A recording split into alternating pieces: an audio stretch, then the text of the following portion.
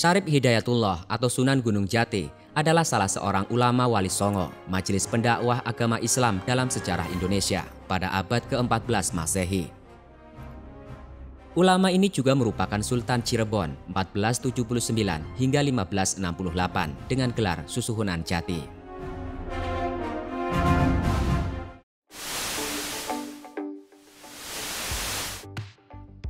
Sebelum lanjut mengenai informasi Sunan Gunung Jati, silakan subscribe dulu channel Medsospedia. Aktifkan juga lonceng notifikasinya agar kamu tidak ketinggalan update menarik dari kami.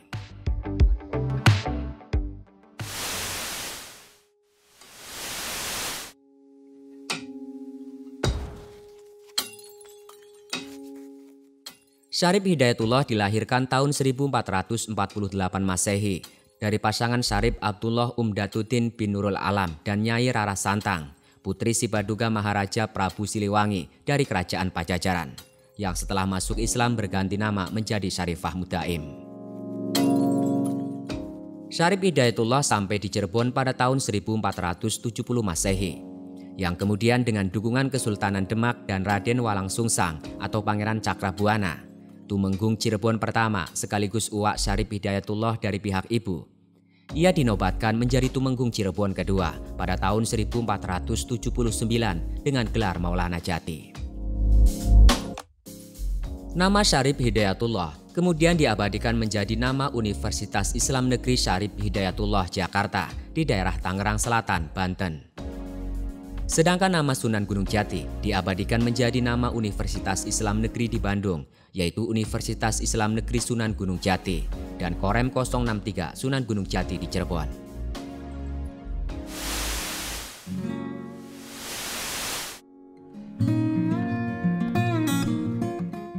Nama asli Sunan Gunung Jati adalah Syarif Hidayatullah. Sejak kecil sudah tampak kecerdasan dan ketekunannya dalam menuntut ilmu.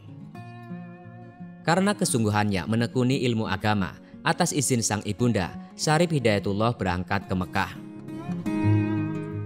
Di Tanah Suci, Syarif Hidayatullah berguru dengan Syekh Tajuddin Al-Qurtubi.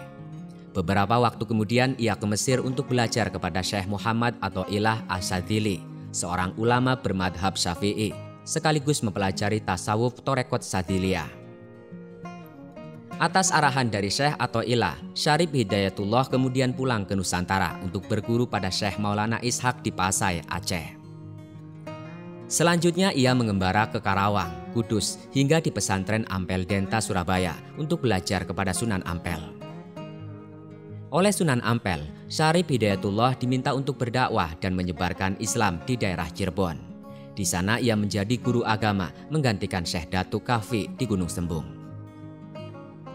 Setelah banyak masyarakat Cirebon masuk Islam, Syarif Hidayatullah melanjutkan dakwahnya ke daerah Banten.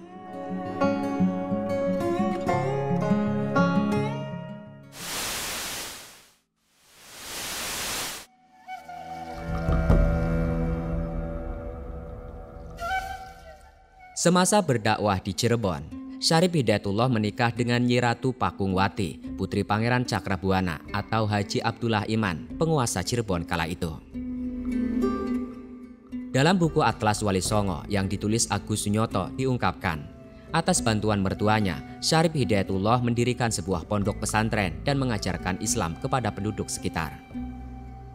Oleh para santrinya, Syarif Hidayatullah dipanggil dengan julukan Maulana Jati atau Syekh Jati. Selain itu, karena ia berdakwah di daerah pegunungan, ia digelari sebagai Sunan Gunung Jati.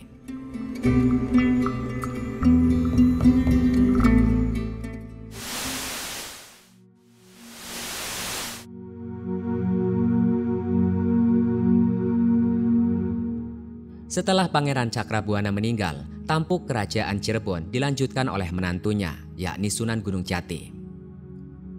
Duduk di kekuasaan, dakwah Sunan Gunung Jati beriringan di jalur politik.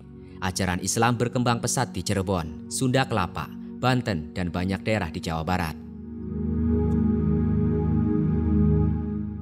Untuk memperluas syiar Islam, Sunan Gunung Jati menikah dengan Nyai Ratu Kawunganten, putri Bupati Kawunganten, Banten. Salah seorang anaknya, Maulana Hasanuddin, kelak meneruskan dakwah ayahnya sekaligus menjadi Sultan Banten.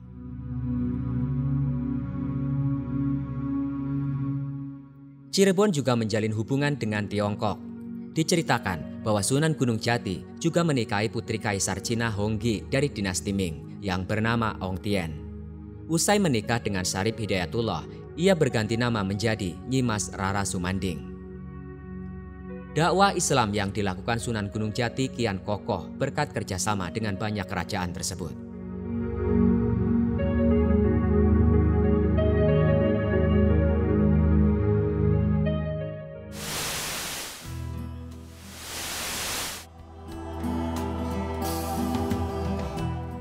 Syekh Syarif Hidayatullah atau Sunan Gunung Jati berpulang ke rahmatullah pada tanggal 26 Raya Agung tahun 891 Hijriah atau bertepatan dengan tahun 1568 Masehi.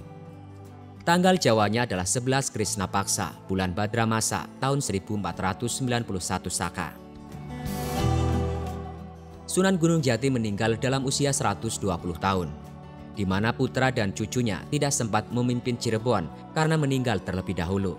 Melainkan cicitnya lah yang memimpin Kesultanan Cirebon setelah wafatnya Syarif Hidayatullah. Ada juga sumber yang mengatakan bahwa nama Sunan Gunung Jati didapatkan karena makam Syekh Syarif Hidayatullah berada di Bukit Gunung Jati.